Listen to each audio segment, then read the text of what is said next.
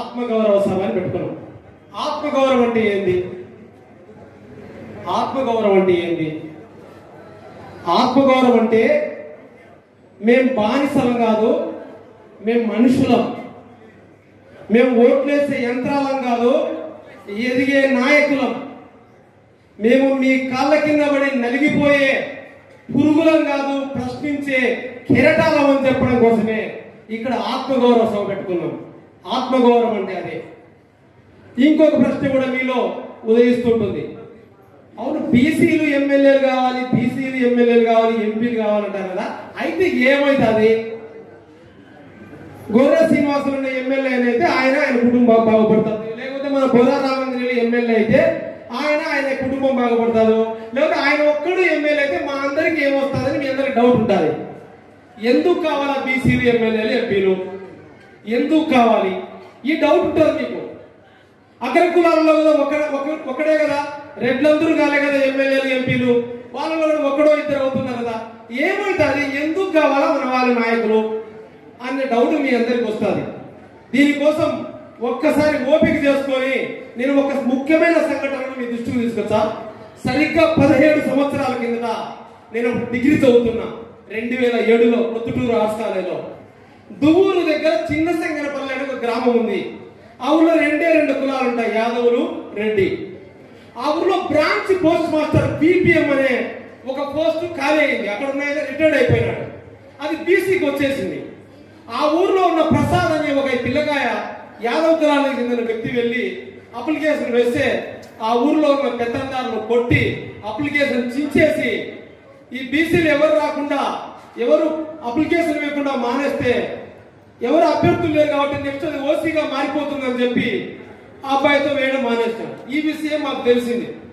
చదువుతూ మేము వెంట పెట్టుకొని వచ్చి ఇక్కడే హెడ్ పోస్ట్ ఆఫీస్కి వెళ్ళి ఇక్కడే శరత్ సార్ ఆఫీసర్ అప్పుడు అక్కడ అప్లికేషన్ ఇచ్చేసినాం. అప్లికేషన్ ఇచ్చి వేసేసినాం. ఇంటికి పోతే ప్రసాద్ ఊర్లో గుడిసెలేదు, కాల్ చేసినారు. మోటార్ పగలగొట్టారు. పొలం దగ్గరికి దారి లేకుండా చేసినారు. ఊరంతా బిక్కుమంటుంది. అవి స్టేషన్ పోయినాం. స్టేషన్ పోయి ఎస్ఐ దగ్గరికి చెప్తున్నాం అంత విషయం. చెప్తే ఆయన వినడంలా, కొత్తగా వచ్చినాడు అప్పుడే ఎస్ఐ పిల్లకాయ ఆయన. వినడంలో మేము చెప్తున్నది కూడా సరే పోండి అన్నాడు. సరే వాళ్ళ ఊరికి వెళ్ళాం. ఆ ఊరికి మేమే ఒక నలుగురం. మేము ఆ ఊర్లో ఆటో దిగగానే 17 సంవత్సరాల కిందది, ఆ ఊర్లో ఆటో దిగంగానే మా చేతుల్లో సెల్ ఫోన్ తీసుకొని మా బట్టలు చించి కింద వేసి కాళ్ళతో తంతు రాళ్లతో కొడుతూ తీసుకువెళ్ళి ఒక కుక్కీ మంచానికి మమ్మల్ని అందరినీ కట్టేసినారు. ఇళ్లలో కట్టేసి ఆ ప్రసాదం తీసుకుపోయి కిడ్నాప్ చేసినారు. ఆమె దువ్వూరు పోలీస్ స్టేషన్కి వెళ్ళి, అయ్యా మమ్మల్ని కొట్టారు, దెబ్బలు ఉన్నాయి, చించేసినారు, బట్టలు కూడా లేవు, ఒట్టిపైన వచ్చినాం, కేసు రాసుకోండి అని పోతే ఎవరిని కిడ్నాప్ చేసినారో వాళ్ళని రమ్మని చెప్పి కేసు రాసుకుంటా ఉన్నారు పోలీసులు. ఆ మాట్లాడుతున్న నాకు ఫోన్ వచ్చింది స్టేషన్ కు. ఆ ఫోన్ ఎవరైతే కిడ్నాప్ చేసినామో మేము అన్నామో ప్రసాద్ మా మిత్రుడు, ఆ పిల్లోడు ఫోన్ లో మాట్లాడుతున్నాడు. ఏమన్నా నన్ను కిడ్నాప్ చేసినారని మీరు పోలీస్ స్టేషన్ మీద కంప్లైంట్ ఇచ్చారా? నన్నెవరు కిడ్నాప్ చేశారు? నేను మా అవ్వల ఊరు కాడ ప్రశాంతంగా ఉంటే ఇంటికి పోండి నా సార్ అన్నాడు. ఇక అర్థం కాలే. ఇక ఇంటికి వచ్చి చూస్తే ప్రసాద్ కనిపించలే. ఏం చేయాలో అర్థం కాక దువ్వూరికి వెళ్ళి అక్కడ ఒక పెద్ద మనిషి ఉంటే బీసీ నాయకుడు, ఇంత అన్యాయం అని చెప్పి ఊరంతా తిరిగి చెప్పాం. పస్తులతో చిరిగిపోయిన బట్టలతో తిరిగి, ఇంత అన్యాయం మేల్కోండి, సిగ్గు లేదా, మంగలి చాకలి వడ్డెల యాదవ్ కుమ్మరి కులాలంతా ఏకంగండి, ఇంత అన్యాయం జరుగుతుంటే మీరు ఊరుకుంటారని గ్రూప్ చేసే మరుసటి రోజు దువ్వూరు దగ్గర పోలీస్ స్టేషన్ కు తాళాలు వేశాం. తాళాలు వేసి మైదుకూరు వరకు ట్రాఫిక్ స్తంభన, ఇక్కడ చాగలమరి వరకు ట్రాఫిక్ స్తంభించింది. అప్పుడు ఎస్పీ గారు ఫోన్ చేశారు నాకు. అప్పుడు కలెక్టర్ కృష్ణబాబు గారు ఉన్నారు.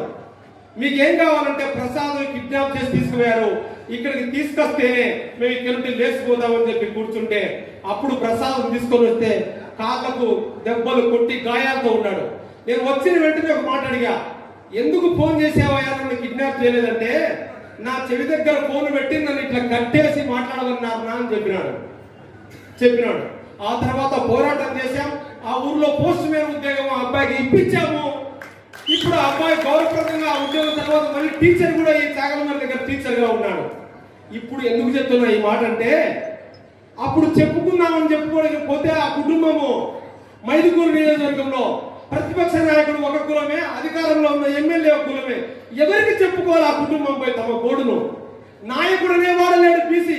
ఎవరికి చెప్పుకోరా? అదే ఇప్పుడు జరిగితే ఇంతమంది నాయకులు కలవడానికి సిద్ధంగా ఉన్నారు. ఇంతమంది నాయకులు పొలటి ఆ ఊరికి పోదామని పోతారు. అంటే నాయకులు ఎందుకు ఎదగాలి బీసీలలో అంటే, ఎందుకు ఎదగాలంటే మన ఆత్మగౌరవంతో మన సంగటి మనం తిని మన ఇంట్లో మనం కొనుక్కు వేసి హాయిగా నిద్రపోవాలన్నా, మన భూములు మన ఆస్తులు ప్రశాంతంగా భద్రంగా ఉండాలంటే మనకు కూడా రాజకీయంగా ప్రాధాన్యత ఉన్నప్పుడు మాత్రమే సమాజంలో గౌరవప్రదమైన జీవితం హక్కులు దొరుకుతాయి.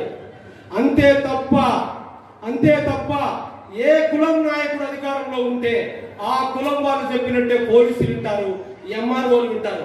అందుకే కింది కులాల నుండి బీసీల నుండి ఎందుకు నాయకులు ఎదగాలంటే ఇప్పుడు చేయమని అట్లాంటి సంఘటనలు ఇప్పుడు చేయలేరు.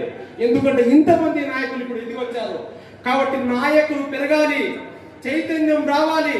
ఎమ్మెల్యేలు ఎంపీలుగా బీసీ కులాల నుండి ఎదిగినప్పుడు మాత్రమే ఈ రకమైనటువంటి చైతన్యం వస్తుందని తెలియజేస్తూ ఇంకొక ముఖ్యమైన ప్రతిపాదన నేను చేస్తూ, ఈ సభలో పెద్దలందరూ ఉన్నారు. ఈరోజు మన జనాభా 27%, మన జనాభా 60% బీసీలు. ఇప్పుడు ముస్లింస్ కూడా కలిపారు కాబట్టి అది 64-65% ఉంటుంది.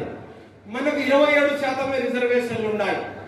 కాబట్టి మన పిల్లలందరికీ డాక్టర్లు కావాలా, సీట్లు రావాలన్నా, మన పిల్లలందరికీ సెంట్రల్ యూనివర్సిటీలో సీట్లు కావాలన్నా, మన పిల్లలందరూ ఎంఆర్ఓలు కావాలన్నా, కలెక్టర్లు కావాలన్నా, ప్రొఫెసర్లు కావాలన్నా, సైంటిస్టులు కావాలన్నా మనకు 27% రిజర్వేషన్లు సరిపడలేదు. మన రిజర్వేషన్లను 60% పెంచాలి. అప్పుడు మాత్రమే ఈ దేశంలో సామాజిక న్యాయానికి అర్థం ఉంటుంది. ముఖ్యంగా బీసీ ఉద్యోగులు దగా చేయబడుతున్నారు, అన్యాయానికి గురవుతున్నారు. బీసీ ఉద్యోగులకు ప్రమోషన్లలో రిజర్వేషన్లు ఖచ్చితంగా తెచ్చే ప్రతిపాదన కూడా మనము చేయాలి. ఈరోజు మన రాష్ట్రంలో 50-60 ఏళ్ల నుండి తీసుకుంటే ఏ పథకాలు మనకు సపరేట్ గా లేవు. అమ్మఒడి ఉంది, అందరికి ఉందా? బీసీలకు ఉందా? అన్ని కులాల వాళ్ళకు పెడుతున్నారు కదా. వృద్ధాప్య పెన్షన్ ఉంది, అన్ని కులాల వాళ్ళకి ఇస్తున్నారు కదా. దగ్గర కులాలకు కూడా ఇస్తున్నామని చెప్పాలి కదా. ఆ మాట చెప్పరు. దాంతో ఇంకొకటి కూడా, మన రాష్ట్రంలో స్వాతంత్రం వచ్చినప్పటి నుండి ఇప్పటి వరకు 50 లక్షల కోట్ల, మళ్ళీ చెప్తున్న నంబర్ రాసుకోవాలి సోదరులు, మీడియాలో వాళ్ళు కూడా రాసుకోవాలి. మన దేశానికి స్వాతంత్రం వచ్చినప్పటి నుండి ఆంధ్రప్రదేశ్ లో 50 లక్షల కోట్ల రూపాయల విలువ చేసే మైనింగ్ ను తవ్వుకొని అమ్ముకున్నారు 2 కులాల వాళ్ళే. 50 లక్షల కోట్లు, అది ఆంధ్రప్రదేశ్ బడ్జెట్ కు 10 రెట్లు కాదు, 20 రెట్లు ఎక్కువ. 20 రెట్లు ఎక్కువ ఆంధ్రప్రదేశ్ బడ్జెట్ కు. ఇంటికి ₹1 మంచినీళ్ళ మిగులుతుంది లెక్క. అంత లెక్కను 2 కులాల వాళ్ళే గనులు తవ్వుకున్నారు. ఇప్పటికి కూడా తవ్వుకుంటున్నారు. సీమకుర్తి గనుల దగ్గర నుండి అనంతపురంలో ఓపులాపురం గనుల వరకు, ఇసుక నుండి, మట్టి నుండి, ఎర్రచందనం నుండి అన్ని 2-3 కులాల ఎంజాయ్ చేస్తున్నారు. అంతేకాదు, మన దేశానికి స్వాతంత్రం వచ్చినప్పటి నుండి కేబినెట్ మీటింగ్ పెట్టి మంత్రులు ఒక మాట చెప్తారు. రాష్ట్రంలో పరిశ్రమలు పెట్టడానికి 5,000 ఎకరాలు 10,000 ఎకరాల భూములు కేటాయించిన పారిశ్రామికవేత్తలు అంటారు. ఎవరయ్యా పారిశ్రామికవేత్తలు? ఒక్క యాదవ్కి ఇచ్చారా? ఒక చాకలికి, ఒక మంగలికి, ఒక వడ్డెరకు, ఒక సాదా బోయా కురువ, ఒక్క కులమాయనకైనా పరిశ్రమ పెట్టుకోవడానికి కేబినెట్ ఆమోదించి భూములు ఇచ్చారా? అది కూడా 2-3 కులాలకే భూములు ఇస్తారు. కనీసం 2-3 లక్షల ఎకరాలు ఇప్పటి వరకు అట్లా దాదాతం చేశారు. అక్కడ ఎవరికి కూడా బీసీలు లేరు. కానీ అది చెప్పాలి కదా ముఖ్యమంత్రులు, ప్రధానమంత్రులు మాట్లాడేప్పుడు, పలానా అగ్ర కులాలకు ఇంత భూములు ఇచ్చినాం, ఇంత పెట్టి వీళ్ళు సాగుతూనే ఉన్నారు కదా. కానీ మనకిచ్చే సెంటున్నరకు మాత్రం ఇచ్చినాం సెంటున్నర ఇచ్చినాం అని చెప్పి మీటింగ్ లో పెట్టి అన్నం పెట్టినాం అంటే అది అరగదు కదా తినడానికి కూడా. సెంటే అంటే అన్న చెప్తున్నాడు. ప్రతి నెల భారత ప్రభుత్వానికి బీసీలు ₹1,00,000 కోట్ల జీఎస్టీ పన్నులు చెల్లిస్తున్నారు. జనాభా దావాస్ ప్రకారం చూస్తే బీసీలు 1,00,000 కోట్ల పన్నులు చెల్లిస్తున్నారు భారత ప్రభుత్వానికి. సంవత్సరానికి దగ్గర 18 లక్షల కోట్ల పైబడినటువంటి పన్నులు బీసీలు చెల్లిస్తున్నారు. పొద్దున సబ్బు దగ్గర ఉప్పు నుండి పెట్రోల్ కొన్నా, డీజిల్ కొన్నా, ప్రతిదీ 200 పెట్టి నువ్వు చీప్ లిక్కర్ బాటిల్ తాగితే గవర్నమెంట్ కు ₹160 పోతుంది ఆదాయం. దాంట్లో ₹160 పోతుంది. నీ ఎంతకు నువ్వు పనిచేసి వచ్చి ఆడ కొనుక్కొని క్వార్టర్ తాగినని చల్లగా పడుకుంటావు. కానీ ₹160 నువ్వు గవర్నమెంట్ కడతావు ఒక క్వార్టర్ మందు తాగితే. 1 లీటర్ పెట్రోల్ పెట్టించుకుంటే రోజుకు 60-70 రూపాయలు గవర్నమెంట్కి పోతుంది. అంటే ఒక కుటుంబం ఈనంగా 200-300 ఇస్తుంది గవర్నమెంట్, ప్రతిరోజు ఇస్తుంది. కూలి చేసుకొని కష్టపడి మన పని మనం చేసుకొని వచ్చి గవర్నమెంట్ కడుతున్నాం. రాజకీయంగా, ఆర్థికంగా, సామాజికంగా మనం బలపడి మన ఆత్మగౌరవ పోరాటాల్లో మీరందరూ ముందుకు కదలాలని మీ అందరికీ మనస్ఫూర్తిగా తెలియజేస్తూ